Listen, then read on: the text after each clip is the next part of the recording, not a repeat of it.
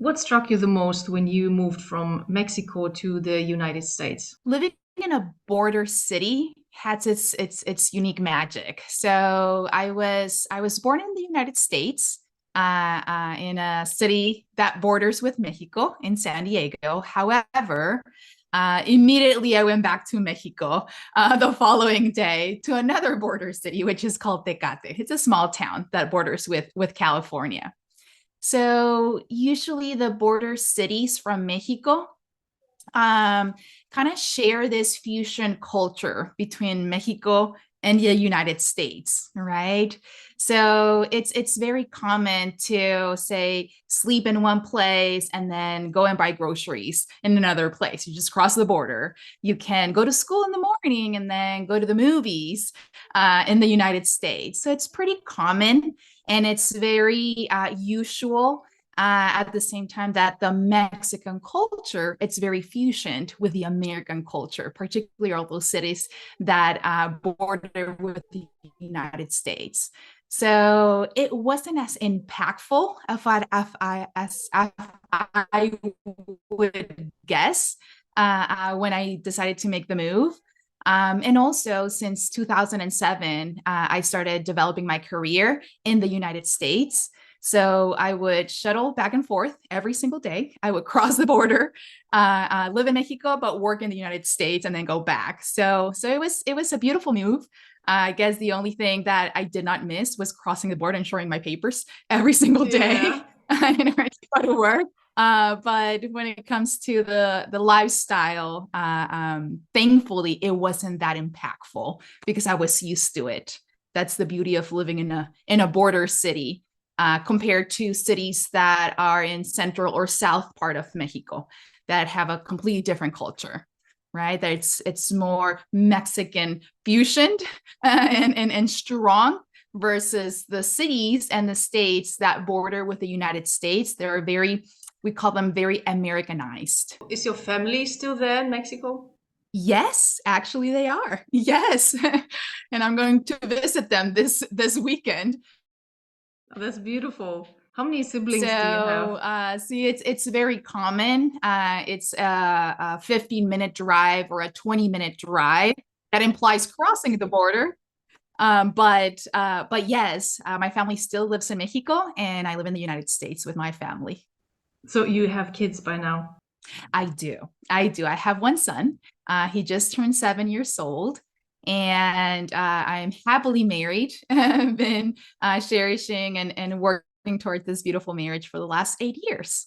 So we're building our family here. And we actually just integrated a new member to the family, which is a beautiful female lab, a black lab.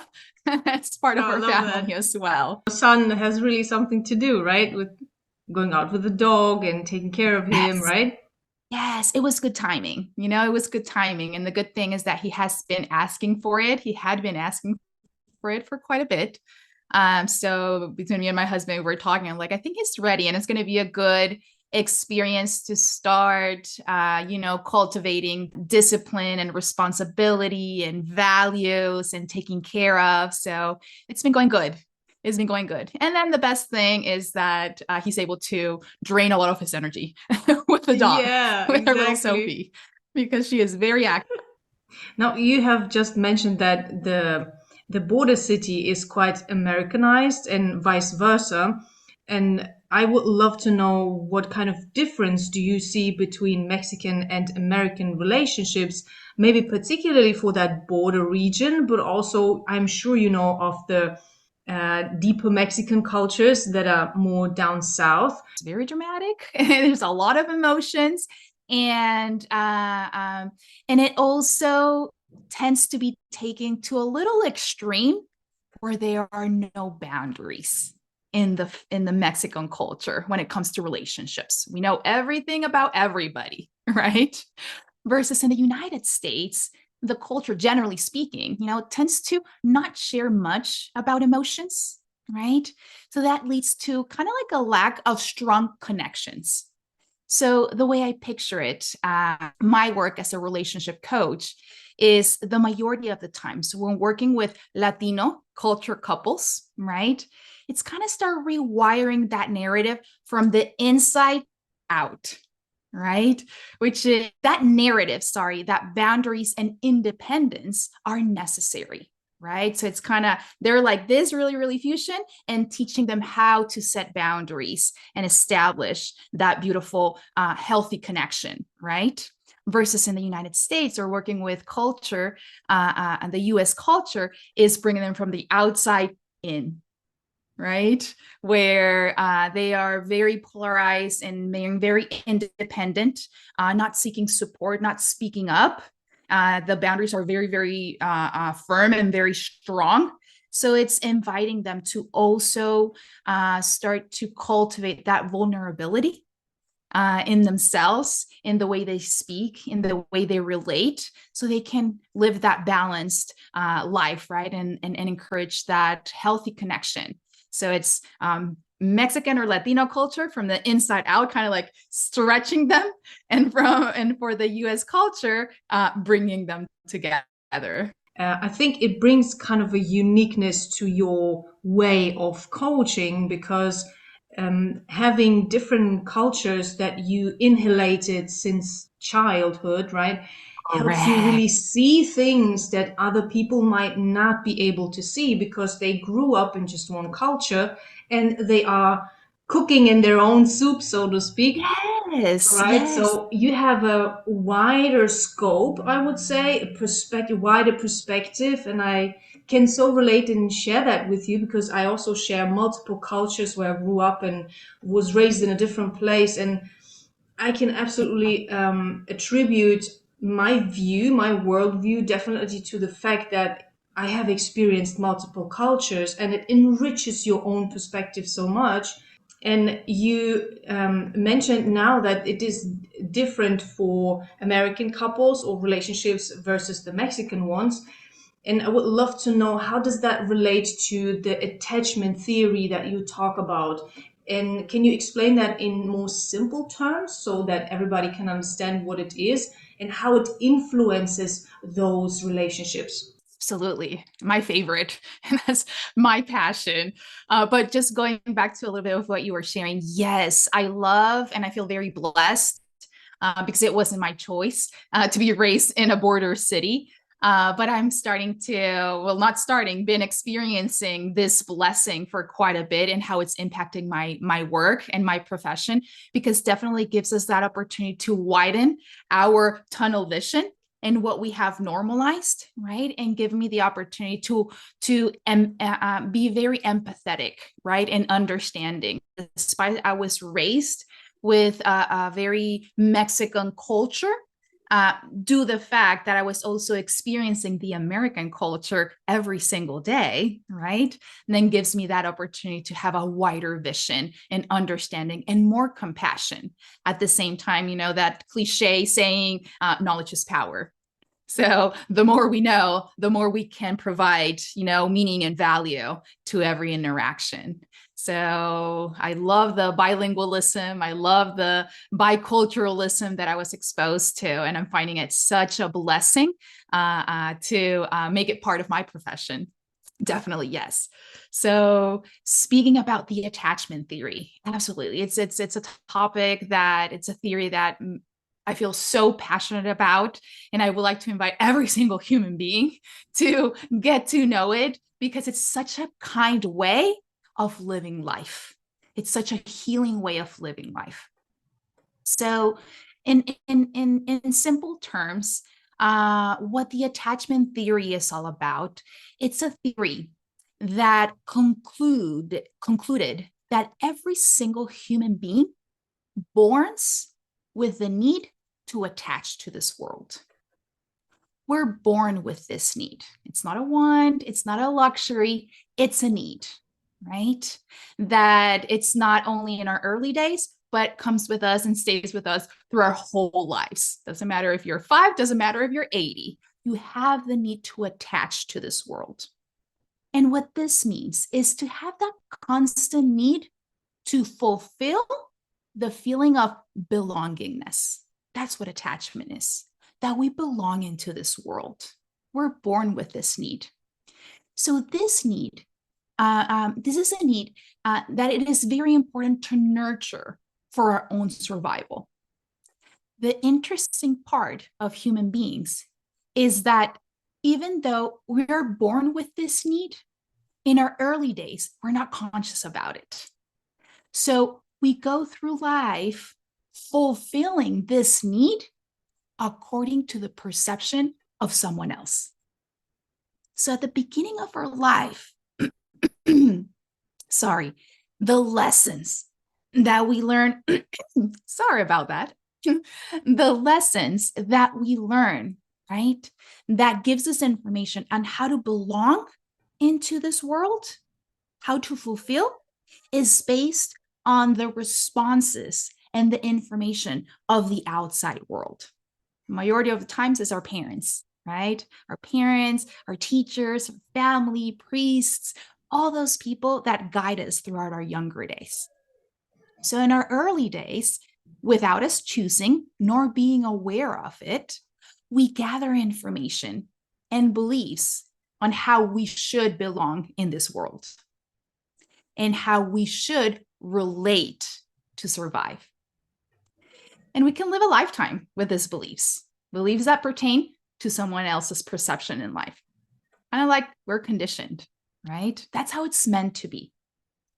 So with this, attachment theory can help us to understand and explain that because we already have certain beliefs and how to relate and seek that need of belongingness, those beliefs are going to manifest in the way we relate in our adult life, because that's what we know. This is so crucial that in our adult life, it cannot happen before. We're not fully developed yet. Our brain doesn't fully develop until our late 20s, early 30s. It's when we get that punch of maturity, right? And we starting to experiment, like, wait a second, I used to like this. I used to be okay with something, but not anymore. What's happening? So it's part of the anatomy, right, of every single human person and being. So in our adult life, it's so crucial to take the time to invest in getting to know ourselves, in healing, because the way we thought we should act in order to belong, it's not entirely authentic. Authenticity that we're born with. It's through the experience of someone else. So this leads to learning that we have attached to this world in a secure and an insecure way, right? Because we were exposed to different experiences that gave us information on how to belong. So once again, the attachment theory can give us kind of like a map to understand our behaviors, make sense of them, and then start the journey of creating change. Change that will lead us to cut the chains of conditioning and live a more authentic, realistic life, one that feels good to our skin. That's what the attachment theory is all about. It's a lifestyle.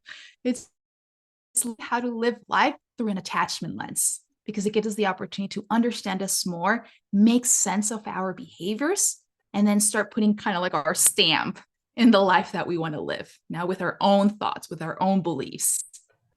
Absolutely. And can you talk more about these chains of conditioning, specifically in relationships? How do these chains, so to speak, turn out when we start building relationships, when we go out when we leave our parents and the home that we have used to know, right, where the conditioning started, and now we start building relationship with different people? How does it actually turn out when we have brought a lot of heavy chains of conditioning into a new relationship?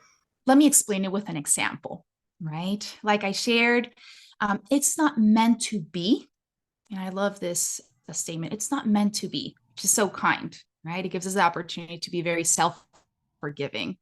It's not meant to be the fact that we are aware on how we are attaching to this world, right? Because again, our brain is new. So here's an example of how conditioned behavior starts to manifest in adult relationships.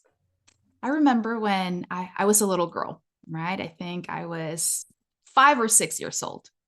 And my mom promised me to go get some ice cream, right? I want ice cream. I want ice cream. Finally, the day comes. She's like, okay, as soon as I pick you up from school, I'm going to go take you for ice cream. So we get to the ice cream shop, finally get my cone, right? I will always ask for pink flavor. It doesn't matter what the flavor was, as long as it was pink. I don't know why. But finally get my strawberry ice cream cone, right? I start enjoying it. And then my mom says, okay, let's go back, right? We have to run, get home quickly because I have to cook dinner. So we're on our way walking to the car and my cone falls down, right? Falls off. Imagine my reaction in that moment. As a 5 or 6 year old, for me, that was the end of the world. Mm-hmm. Devastation, right? So my reaction in that moment was start crying. I was feeling very emotional. I was angry. I was devastated. I was sad. I was just, what just happened? Finally, I was being able to hold this feeling and want of getting that ice cream, finally get it, and now it disappears. So it was the end of the world for me, right? So all this normal human emotions that I was feeling in that moment, right, needed to be supported. That's when we start asking for that need of belongingness. What's important in that moment? That the way I'm showing up with that bigness of emotion, that gives me the sensation that I'm safe and that I belong into this world, is the validation that the context matches what I'm feeling and how I'm manifesting it, right? So a secure way, like that, of attaching in that moment would have been my mom looking back and saying, oh no, I'm so sorry. You must feel devastated. You were craving this ice cream cone for so long and finally got it, and now it's gone. Oh, I will cry as well. I'm so sorry that happened to you. Come over here. Let me give you a hug. In that moment, without me noticing, right? It's like the brain is making some notes and saying, oh, okay. So if you are experimenting big emotions, crying is appropriate and it's normal. It's safe to express it. And if you express it to the safe person in front of you, she's going to come and support me with that validation and say, it's okay. You're going to be okay. Right? So that didn't happen. Mm-hmm. that would have been nice, but something else happened. In that moment, my mom looked back and said, Lizeth, come on. You're so dramatic. It's not a big deal. It's just a freaking ice cream cone. Like, suck it up and hurry, hurry, hurry, because we have to go, we have to get home. And I'm running late and now I'm pissed. And now your tears are making me upset. Now, parentheses, most likely my mom was not conscious that in that moment I needed that emotional support. Maybe she was dealing with a lot of stuff. Maybe she got angry at work. She was running late, but it happened. So in that particular moment, just for that experience, what was the information that my brain got in that emotional need, in that need of belonging in that moment? Oh, wait a second. It's not okay to cry. It's not okay to show anger. Then I must be wrong by feeling the way that I'm feeling. Then I am dramatic. And it's not okay to show up and express like this, because when I do so, look, my mom gets so angry that I don't feel safe and I don't feel that I belong. So what do I do and what do I learn? To shut down, to bottle things up, to not validate what's happening for me, and to not feel safe to express, because that day that I expressed it, I got rejected. I felt even stronger or shameful or guilty for feeling the way that I was feeling. So that was just one experience that throughout our life, most likely we have a good amount of experiences that gave our brain a lot of information on how to deal with strong situations in life when we're getting triggered. So the way we learn how to respond because of the experiences that we have had where our needs were not being supported is what leads us to create a conditioned way of living, if that makes sense. Absolutely, it does. Yeah, I Right? can relate so much. So if we bring, so, so now let's bring this to adult life. In a relationship, say you are experimenting with strong, normal feelings, and your go-to place, because of that past experiences, is to suck it up, bottle things up, shut down, be hard on yourself, be very harsh, right?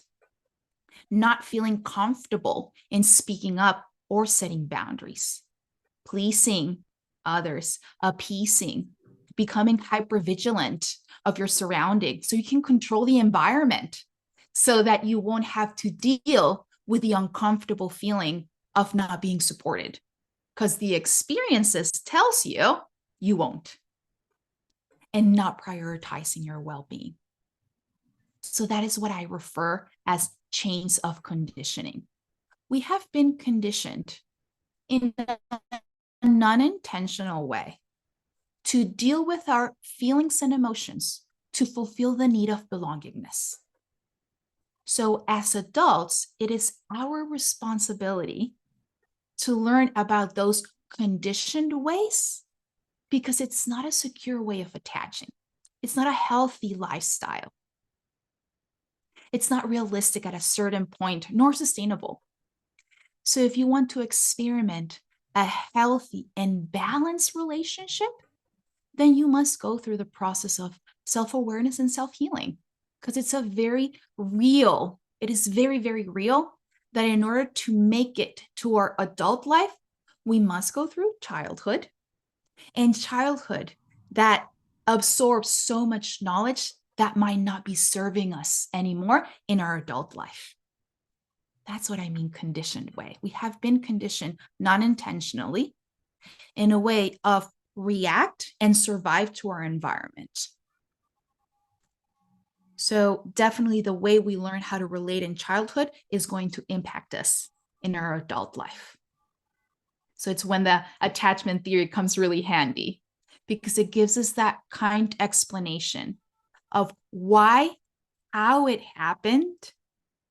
And then with this knowledge, gives us more power to create change. Definitely puts a lot of obstacles, and we put stones in our own ways when we try to actually build healthy relationships, and we deny ourselves or we ignore to do the work or to start the healing process. We will never really enjoy relationships because I feel we will never really be safe because of our conditioning, right? And being safe in a Correct. relationship is like the most important part. You cannot grow or build anything unless it is built on trust and safety, right? And you have to trust yourself first of all, and your story and your history and of yourself, but also the history of your parents and all that trauma that comes with that, right? You have to trust that you can handle it, you not burdening your partner with that, right?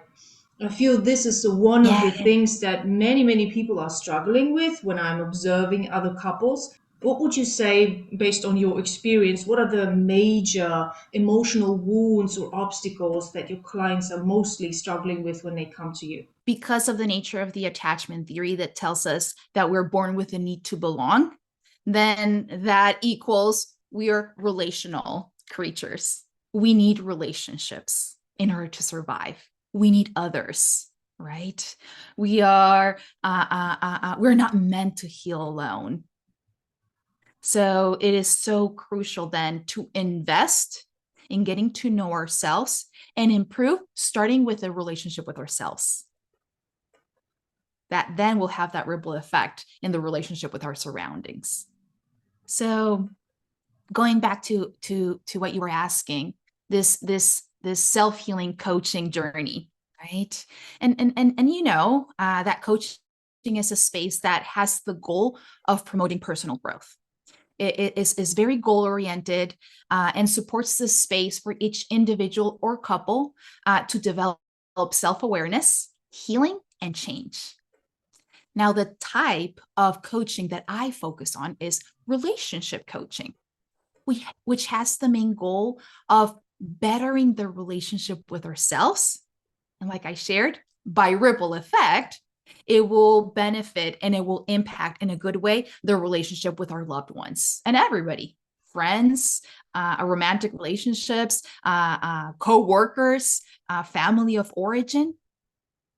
So since we are dealing with getting to know ourselves and how we relate, then it is a journey that forces us to learn about emotions.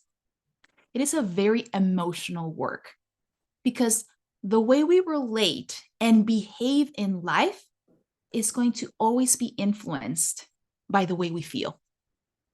We have a brain, but we also have a heart, and they're connected, right? That's the way I like to picture it.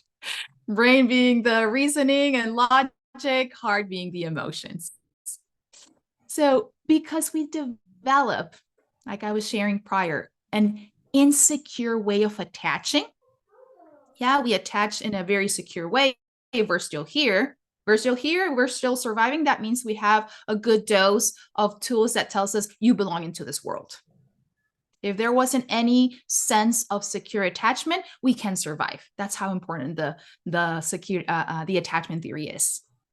But because we were exposed to certain experiences, like I shared, where we were experiencing that belief of, wait a second, how do I belong in this position when I'm feeling a lot and I'm not getting that support? Then we also develop an insecure attachment style that during our younger days, right? I mean, during our younger days, but then the majority of human beings will have some emotional wounds, meaning life experiences, not by choice, that wounded us emotionally speaking, leading us to experience mistrust, feeling like a failure, not having the tools to enjoy our true selves. Obstacles that I have supported my clients to overcome can be that constant lack of boundaries in relationships, difficulty building trust after an affair, the lack of self-worth or self-esteem, failing into toxic relationships or falling into toxic relationships that lead them to, constant traumatic experiences, difficulty speaking up or not having communication tools to identify the needs, and a big one, lack of identity. Those are one of the biggest struggles that I observe and that I support my clients to navigate, that definitely theory, such as the attachment theory, can be so beneficial and so impactful in gaining so much strength, so much self-esteem, self-worth, capacity to communicate, to identify, and to be able to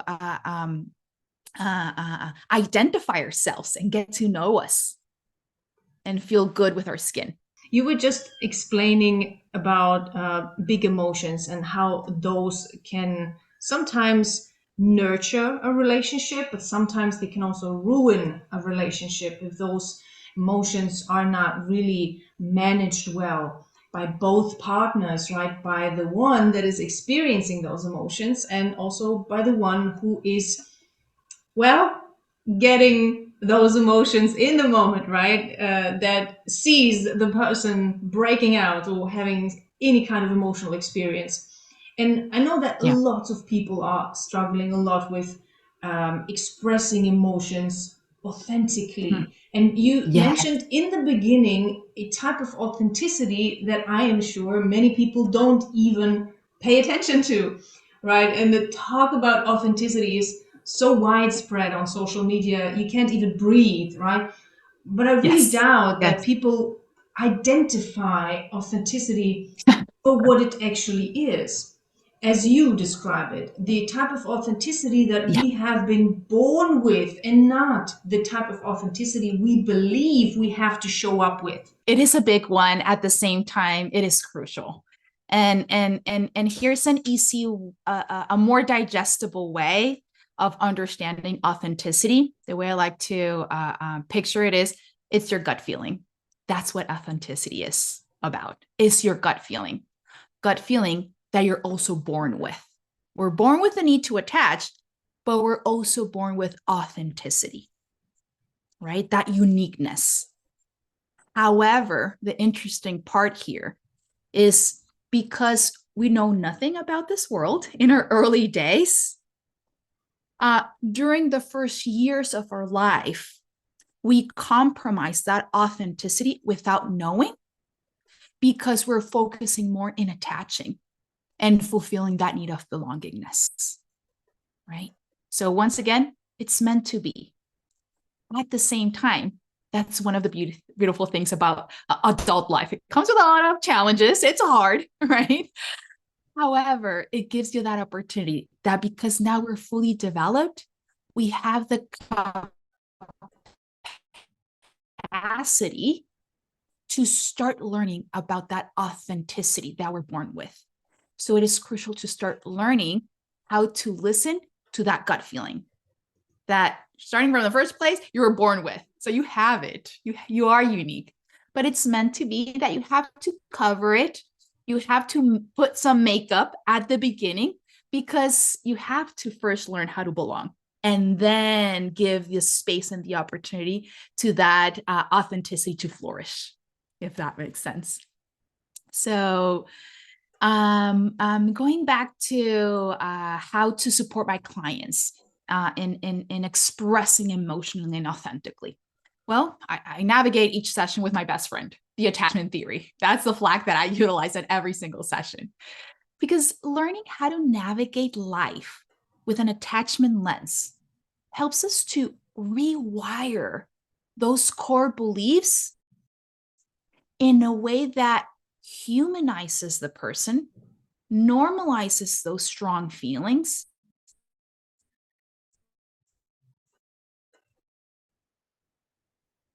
and because emotions.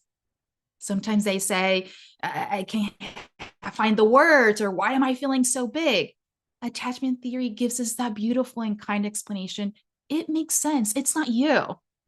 It's because the way we're raised, your brain chose to develop certain tools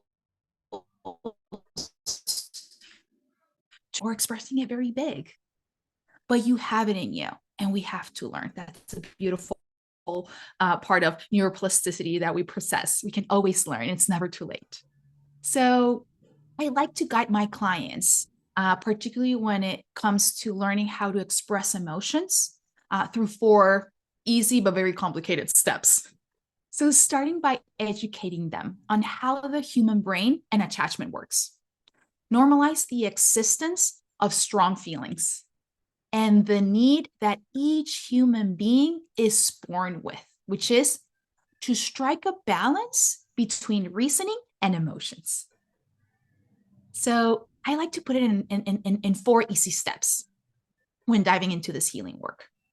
Once we know what is attachment and the type of insecure attachment style we tend to lean towards when living difficult moments in life, then we start the process of self-healing by starting to cultivate, first and foremost, self-awareness. What is self-awareness? It's learn the importance of slowing down and becoming aware of what we are feeling and what we are thinking. Self-awareness is such a crucial and detonator ingredient in order to promote healing in our life and growth and evolution and maturity. Self-awareness is everything. So it's taking the time, and it's really, really hard to do this, to whenever we're feeling triggered, meaning we're experiencing a lot of strong feelings, emotions, anger, irkness, upsetness, shame, guilt, anger, right? That in that moment, we slow down and we start to become aware from a curious place, from a curiosity place, what's happening to us? What are we feeling? What are we thinking? And from there, start to really be kind in recognizing that strong narrative that stems from that feeling. Say you are talking to someone, right? And then you start sharing something very vulnerable. And they go like this, roll their eyes. There. In that moment, I bet you felt really strongly, right? You're like, oh, he's ignoring me. I'm pissed. He doesn't think this is important. He doesn't think that what I'm saying matters. Oh, he always treats me like X, Y, or... Whoa. Listen to that narrative. Start to become aware how our brain works and what are that information that pops up whenever we're feeling strongly. So self-awareness is the first step that I guide my clients in order to eventually get to the emotional expression, right? So once we start to identify and become a master of that self-awareness, what am I feeling? What am I thinking? Then we enrich that self-awareness with a second step, which is self-regulation. And self-regulation, we're not taught how to do it. It's normalizing and humanizing all the plethora of feelings that we possess and hold space for each one of them whenever it happens. I love this statement from, I don't know if you read Young Pueblo, but I love how way he puts it. He says, in order for a strong feeling to heal, first we have to honor its existence. In order for a strong feeling to be healed, first we have to honor it. That's what I mean when we say, feel the feeling, let it be. So self-regulation, it's a crucial step to eventually get to that emotional expression, a healthy emotional expression. Because being able to be aware of what are we feeling in that moment, and then regulate our body, because our body is going to somatize every single feeling. We're going to have a strong bodily reaction. So in that moment, again, slow down and practice regulation. Normalize. Wait a second, I'm feeling angry. I feel like my blood is boiling. There. Let me take a deep breath. Let me go for a walk. Let me take a long shower. Let me exercise. Let me journal. Let me practice a meditation in this moment. It's catered to our bodies, to what it's feeling. So regulating that big feeling that it's really very normal and that it needs to be honored and catered to eventually have the capacity to speak loud and clear. But here's another step. We talk about self-awareness, then we talk about self-regulation, and then comes a very important one, which stems from that self-regulation, which is self-validation. And that's something that I constantly encourage my clients to cultivate. We have to become a boss at validating ourselves and also our partners and our relationships, because that is also one of the beautiful ways of supporting that need of belongingness. Validation. We have that need. So adding this crucial step of self-validation gives us that opportunity to heal very, very much those little blanks that were left blank in our childhood. Say, let me go back to that experience, right? Say you're talking, you're sharing something vulnerable, the person in front of you rolls their eyes. In that moment, you notice, oh, I got really irked, I'm really pissed, I just don't want to say anything, right? Okay, let me practice. First, let me be aware. I'm angry. I'm upset right now. The only thing I can think of is he or she doesn't care of what I'm saying. So now that I'm aware, let me regulate myself. Let me slow down, pause the conversation. Let me go to the bathroom, take a deep breath, regulate and ground myself, and then validate. Wait a second, I'm angry and I'm allowed to feel angry. That's normal. That's human. Maybe the context matches the way that I'm feeling. I'm allowed to, right? That is what self-validation is, letting ourselves know that what we are feeling is normal and it's appropriate. And lastly, after practicing that self-validation comes a huge step that will be the catalyst to eventually start to express our emotions clearly and to heal and to evolve and to mature, which is self-forgiveness. And what self-forgiveness is, it can be simplified with this beautiful statement: I did what I could with what I had. Self-forgiveness, it is crucial to cultivate it in our adult life because it's going to give us the opportunity to move on. And in reality, the way that we have been behaving, the way that we have been reacting in life, the way that we have been dealing with strong situations, like we shared before, it's been in a very conditioned way that we didn't choose. It was chosen, right? It was taught. So let's forgive ourselves. In that moment, we didn't know better. But because we are practicing awareness, we're practicing regulation, we're practicing validation, then we're gaining more information. Then we're empowering ourselves with more knowledge that can give us the opportunity to create change in that moment. So going back to that example, right? Okay, I already went to the bathroom. Oof, practice some grounding techniques over here. I validated myself. I'm allowed to. I'm not crazy. I'm not too much. I'm not needy. This is why I'm feeling, and I have to honor it. But also, I got hurt. So let me go back and speak about this. Hey, let me pause the conversation. When I was sharing with you something that was very vulnerable to me, you rolled your eyes and gave me the impression that it doesn't matter to you, or you're taking me for granted, or you're not valuing me, or it's not important. And that hurt me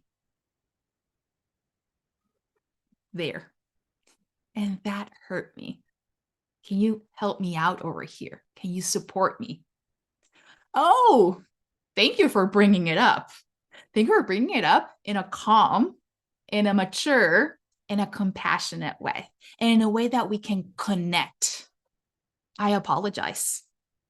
I was oblivious that I rolled my eyes. If I go into memory lane when you were sharing, it's not that I wasn't putting attention. It's not that it doesn't matter what you're sharing. For some reason, I just saw a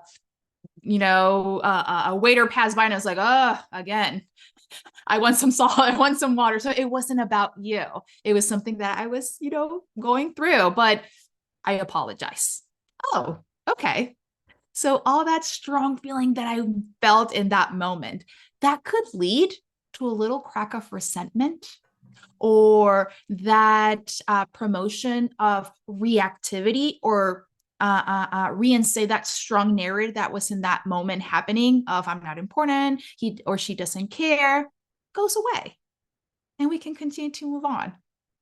But going through those steps, do you see how natural it can start bringing up that opportunity to express emotionally, but in a mature and a kind and compassionate way?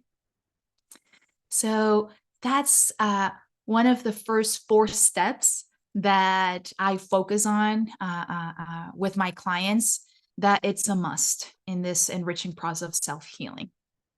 going through that beautiful process of the four pillars of self. That's how I call it: self-awareness, self-regulation, self-validation, and self-forgiveness. And the sad part about this is that it is not fostered in any realm of life. Now, if we look at movies, for example, and I'm sure Mexican movies are even more extreme than American movies, this Dramatic. scenario that you just described would be considered as boring in terms of movies. You can't create enough drama about this situation, right? And Yes. we are Oh, you're getting constantly a spot here. bombarded with the opposite. And we need to become aware of what we are feeding our minds also through media, through movies, through music, even.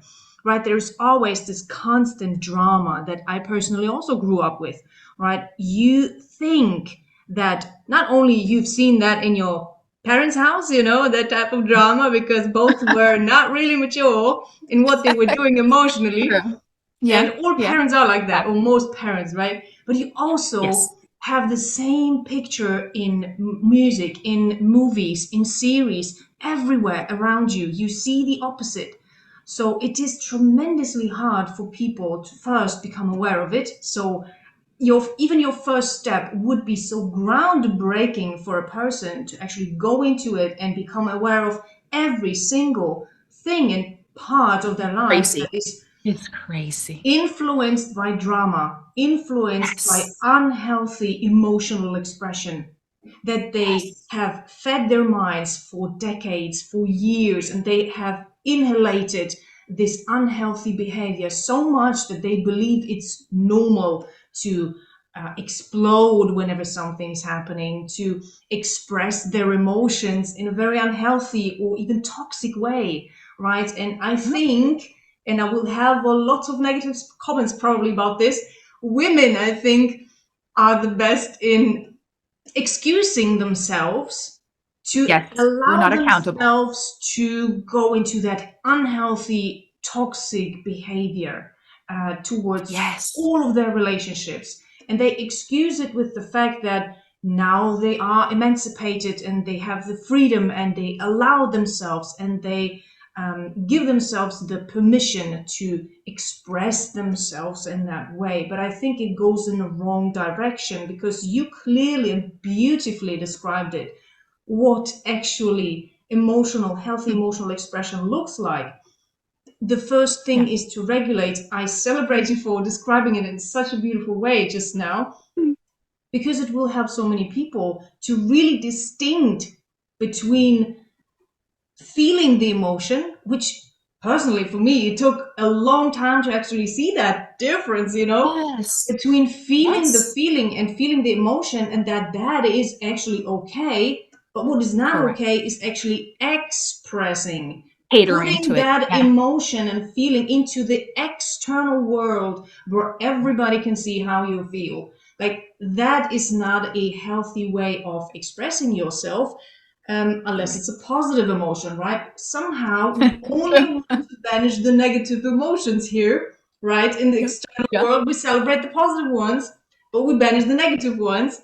But for Yes. what reason? Because they are so dragging down, right? They're dragging other people also down. So I think it's a very smart and mature way to do it as you described, to pause, because who said that during an argument or a conversation where it gets a little bit heated, that you have to solve the Mhm. problem right away and now? Like, I think this is, Mhm. again, a woman, a female, a feminine thing. Yes. The want Yes. to solve the problem right away, I think it's a mistake. You actually Yes. can pause. You can interrupt the conversation. You actually can tell your partner, hold on, I'm feeling very strongly about this and I need Yes. a minute. Can you give me a minute, please? Right? And then you can go wherever to collect yourself. You can meditate for an hour or you can even make a new appointment. Let's talk about that tomorrow. I'm not capable today, right? Because there's so much of my Yes. past coming up, so Imagine much the impact. trauma, right? I think it's Yes. crucial. Those four Yes. steps It's are like, I'm celebrating those. Good, good, good. Yes, yes. And piggyback on what you're sharing, and to be kind here, it's not conscious that we're doing it. So be kind over here. At the same time, we must evolve and we must mature and we must gain something that it is very truthful. We're not taught how to, which is called accountability. And being accountable sometimes sucks. Being accountable hurts. Being accountable, it's not fun because sometimes it's recognizing that you messed it up, that you pitched in towards the pain of someone else, that you didn't perform to your best, right? And they're going to have a certain image about you. Yes, yes, yes, yes. Guess what? You're not perfect. Nobody is. You're only human. But the fact that you are promoting that accountability and say, you know what? I apologize. You're right. I did that. And that hurt you. And I feel bad about it. At the same time, let me share that it was my intention because I was going through X, Y, or Z. It's not to minimize or justify my behavior, but there's an explanation that can help to mitigate a little bit that strong impact.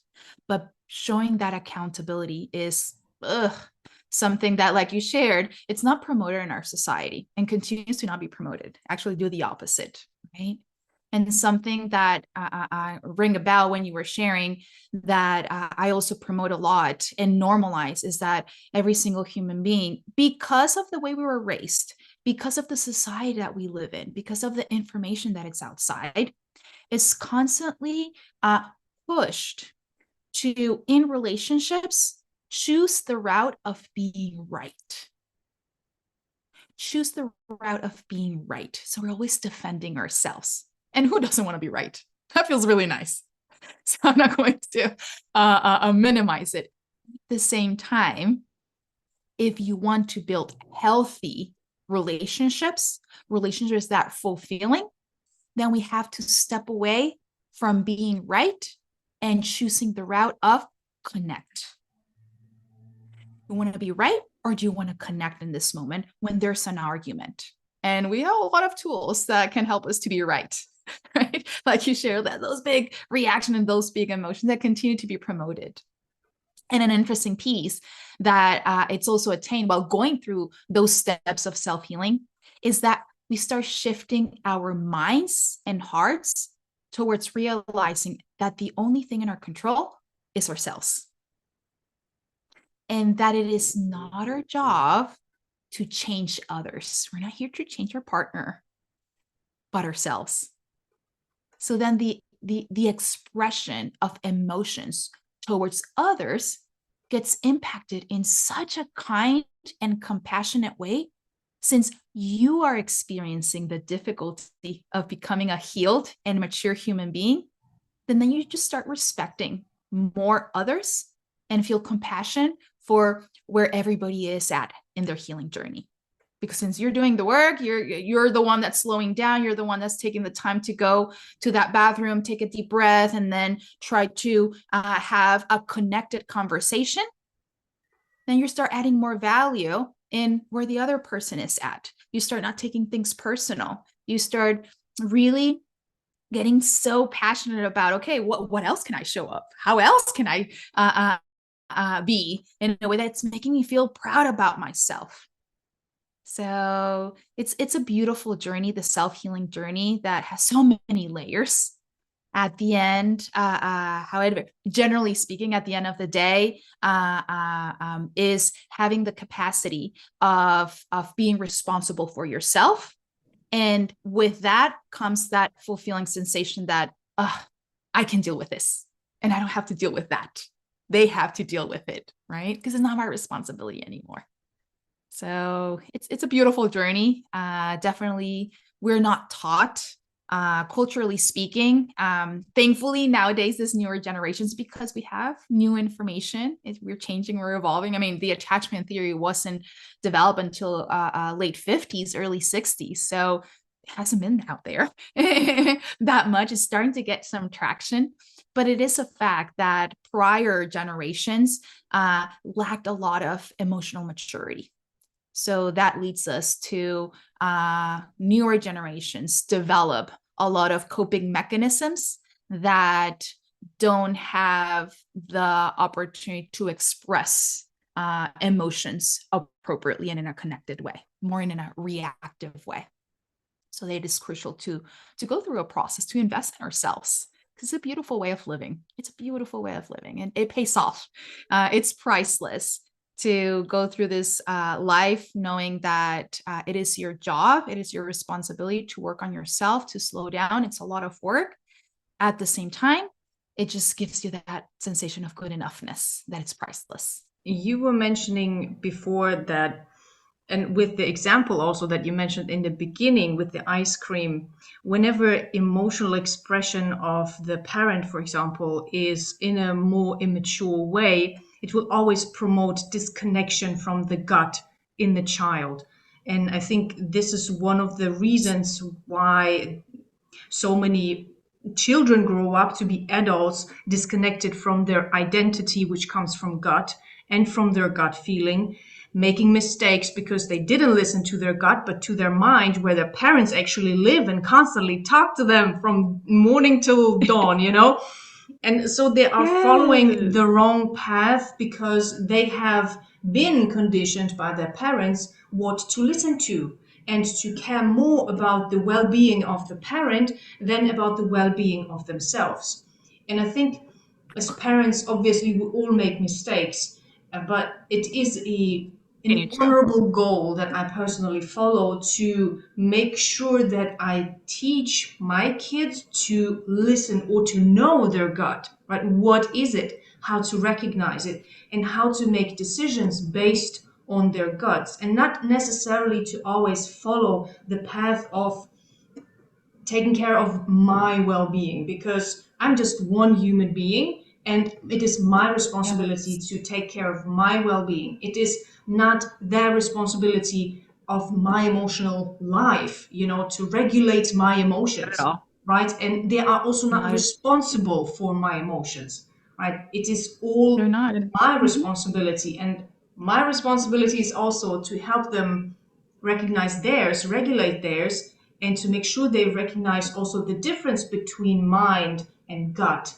And I think it is Yes. very, very crucial, especially for girls, to have that kind of gut connection, because they will be the ones making tremendous decisions when it comes to relationships, which I see young girls nowadays also do, and that we see everywhere on social media, what kind of decisions girls and young women are making these days.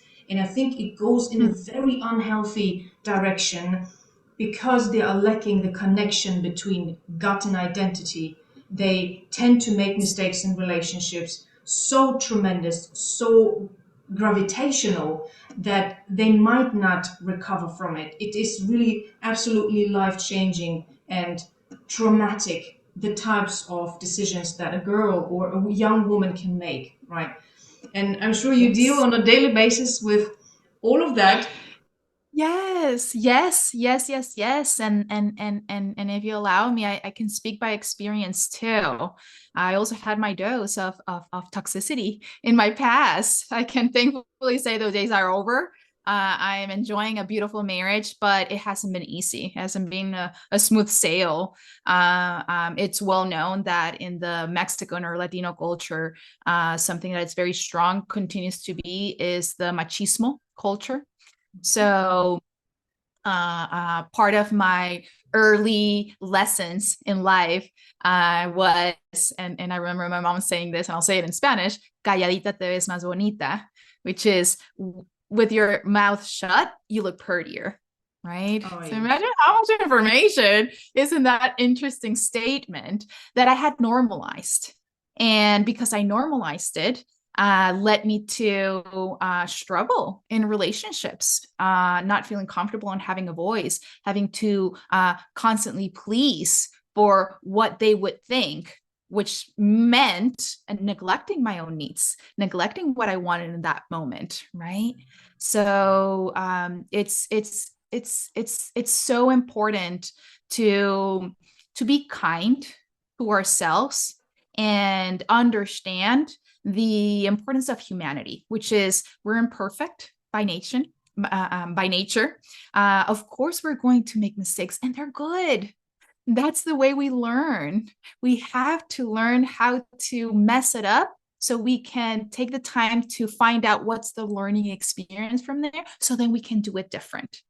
However, and I always tell this to my clients, the way you have showed up in relationships or in life, what's the best way? Let me be kind over here.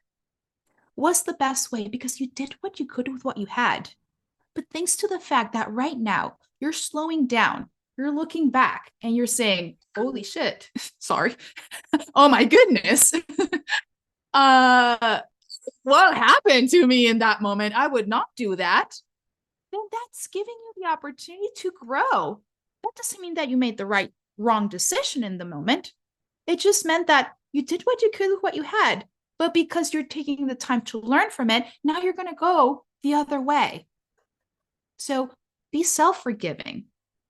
Be self-forgiving, but do take the time to get to know yourself and know a beautiful way of living life, which is the accountable way.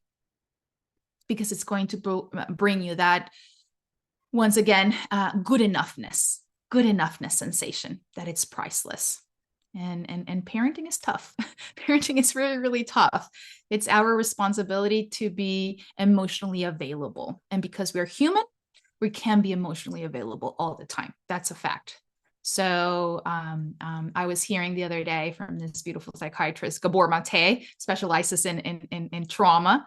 But I love how he was giving a conference and a girl was asking, I'm just afraid of being a parent. I'm considering being a parent, but I'm afraid that I'm going to mess it up. He's like, you will. Like, you will. She's like, see, that's why I don't want to. He's like, well, here's the thing. You will always, and your child will as well. But the goal and the attainable, sustainable, realistic goal is that if our parents messed up us this, that we mess up our kids this, right? And that's good enough. We're changing generational patterns here. But because we have the opportunity to be exposed to all this beautiful information, particularly the attachment theory, which is my biggest passion, gives us that opportunity to create change, sustainable, realistic, baby steps change, like it should be, baby steps. What are the three most crucial aspects of a healthy relationship? Starting with self-love. That's crucial. That's a crucial aspect. There's a misconception, and there has been a misconception about happy couples. We thought that in order to be happy, we must find the person, right? To do so, our better half. In Mexico, we call it mi media naranja, my half orange. I love that. However, that's what we say. That's mi media naranja, which refers to my other half, right? My person. But the truth here is, are you cut in half? No, you're a full person, right? You're a full person. So what are you looking for another full person? So let's start demystifying or reconceptualizing that misconception about happy couples, right? And start investing in the idea and conceptualizing that the key to happiness, first and foremost, is getting to know you and love yourself. Practice self-love. Because the other person is not going to come here to fill in the blanks for you. You have to. That the other person can be a catalyst to shine light and what you need to work on? Yes. Can they be a support in that process of gaining self-love? Yes. But it is your responsibility to fulfill it, and it is your responsibility to communicate it. Hey, in this moment, I'm feeling very low. I'm having a hard day. I'm issues loving myself today, particularly for us women, that our mood fluctuates every month. And that's something that's not in our control, right? Yep. That sometimes it's a hard time and we're hard on ourselves and we need some support. But let's admit that it's not in our control, but it is our responsibility to fulfill it. So let me go to my husband and say, hey, I'm feeling very bad today. I'm having a hard day and I'm feeling very, snappy. Could you remind me of 3 things that you love about myself? Because I'm having trouble doing so. Right? So we ask for support. Absolutely, yes, which is so important to seek a partner that gives us that opportunity to explore that space. But without promoting that self-love, it's going to be very, very hard to live a fulfilled and happy relationship. Right? So self-love, it's a crucial step that we must invest and work on before seeking that healthy relationship. Number 2, compassion. Compassion, it's a huge, huge step for me, and that I invite my clients to cultivate. And the way I like to conceptualize compassion, it's bringing up a notch or leveling up the concept of empathy. Empathy is crucial, right? But we all know that empathy is like put yourselves in the other person's shoes, right? Understand what the other person is going through. Okay, that's important in healthy and happy couples to have that opportunity to feel that someone is empathetic with you, that understands. But building a healthy relationship doesn't stop in just being aware of the other person, what the other person is going through. It is leveling up all the way to compassion. And what compassion is, it's not only being aware and empathizing with the other person is going through, but being intentional and do to the best of our capabilities to support that person and make them feel better. So if they are feeling sad, stressed, anxious, angry, oh, I know how you feel. That must feel so hard. That's empathy. But help me out here. Right? What can I do? And that's when compassion kicks in. And being compassionate with your partner is one of the most selfless acts that we can perform and cultivate that will lead to constant healthy connections. Compassion is bringing that empathy an extra level, right? Is not only understanding what you're going through, but that I'm intentionally supporting you to take that pain away, to help you to feel better, to relieve and to honor what's happening so then you can move on. So self-love, compassion. And lastly, cliche one, but it is, and it's communication, right? That's a crucial aspect of a healthy relationship, clear communication. And clear communication, because of everything that we have shared so far, doesn't trickle down to just, talking and speaking. It's more than that. Is having the capacity of being able to be aware of what happens to our heart, what happens to our brain, what is the narrative, how we're feeling, practicing regulation, practicing validation, practicing forgiveness, having the capacity to ground, to be compassionate, to feel good enough, and then communicate. But communication, it's a crucial, crucial step in a healthy relationship that doesn't mean just talking. It's more than that. And being kind here, we're not taught how to do it. So you're not alone. If you feel lost over here in this territory, how do I communicate? I need new communication skills. Yes, everybody does. And it's never too late. And we must, if we want to experience that healthy relationship, to learn how to communicate. So let's start learning. Let's start learning how to do so. So those are the crucial aspects that I will consider being the top 3 of a healthy relationship. Yeah, you did surprise me here.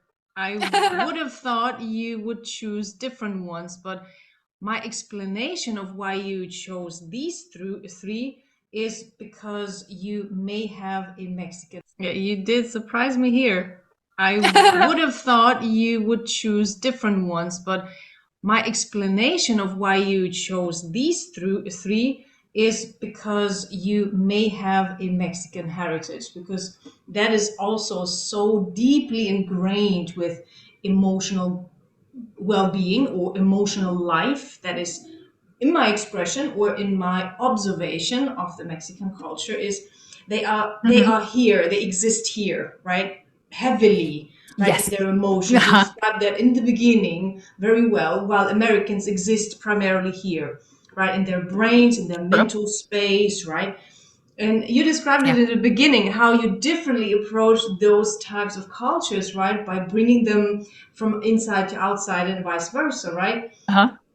It is so interesting that you base your crucial aspects, the three ones, basically here. But then you move into the communication, which requires a lot Hmm. of thinking space, right? A lot of Brains. brain energy to actually communicate in a way, not just splurging all your emotions into the other person, but actually requires a little bit of finesse, if you will, right? To think about Oh, I love how that. will you put those emotions that are boiling to your chest, right? To your skull, Yes. right? And Balance them. how will you express that? How will you put that in words that will not hurt the integrity of the other person? I think this is the most difficult part of that whole exercise called life. Me personally, I You're found it right. very, very challenging to find that switch that sits right here, right? The emotions boil up to your voice, and now you could do either things, right? Go into the extreme and really let it out. Be to the extreme to volcano eruption, right? And throwing things against the wall, right? I've heard of couples who were living daily in such an environment and I think they were married even. I was thinking like, okay, that's never going to be my case. Okay, that's way too dramatic and wild, right? And then there are those who stop here completely, right? They never let anything through them, especially women who love to please, who have been brought up in a way to not trust their gut, to shut up, to not voice anything, any of their emotions that they have been going through. So they stay silent for years and years in their marriages and they stay, right? They Hmm. Hmm. stay in that Yes. condition because they have been Yes. conditioned to stay because they couldn't run from their parents. So Have they normal life. all Correct. they yes, all they know is staying in an unhealthy condition that Unhealthy. disrupts their gut from the inside, Yes. right? They know Yes. they can't leave. That's so frustrating to think about. For many women, this is a reality. They know they Yeah. can't Yeah. leave because they couldn't leave their parents. I think this is a reliving of their trauma, childhood trauma, by Hmm. putting themselves in the position, not allowing themselves to leave because this Yes. conditioning Yes. took place. You talked in the beginning about the chains of conditioning, and Yeah. I feel this is exactly it. A lot of women Hmm. are living through those chains. They are putting those chains. They are reinforcing those chains again and again Yeah. every day, and they are not even aware of it until hopefully a good friend comes by and tells them this is actually not healthy. Yeah. Yeah. And And I love you still, so it will much, be and I hard want to. you to heal, and I want you to experience a relationship that is beyond those Yeah. prison walls that you are building higher and higher every day. And I think what you have shown in this interview is Yeah. the crucial and clear steps that need to happen if you actually want a healthy relationship, because I feel like many people don't want a healthy relationship. They are happy with unhealthy because of their conditioning, because they are scared to Yes. acknowledge that what their parents have taught them, what the parents have gave them was so wrong and so unhealthy. And to acknowledge that would mean that their entire existence and It's identity really as hard. they are is not true, was a lie. And that is so heavy to digest for many, many people. But it's actually crucial. Yes. And you said it so Yes. beautifully, and I'm here with you in that Yes. boat to be compassionate and to be forgiving, not only towards yourself, but also towards your parents. As you said, they were unconscious of many things and they tried their best, and they have like traumatized us this way, and we now can like do less of that for the next generation if we are putting the work into that. But if we are not, it will increase. The trauma will Yes. increase if we don't do the work. That's the consequence of not doing the work. Correct. Correct. And what you were sharing, Ella, is is so big, and I just want to be kind with humanity here, because it is increasingly tremendously challenging to do this type of work. Not impossible, but it is tremendously challenging, which I feel very compassionate for human beings that struggle and might not take the opportunity to cut those chains of conditioning. And I can understand why. And one of the biggest reasons is the well-known feeling of fear. And fear is what drives us. And fear can be very impairing, deer in headlights, and that's understandable, right? So what leads a person to not have that awakening of, wait a second, the way I have lived so far is just one way of living, but then I can start putting my stamp on it, is fear. And that's what I work on with clients, normalizing it, but going at their own pace, because every person is different.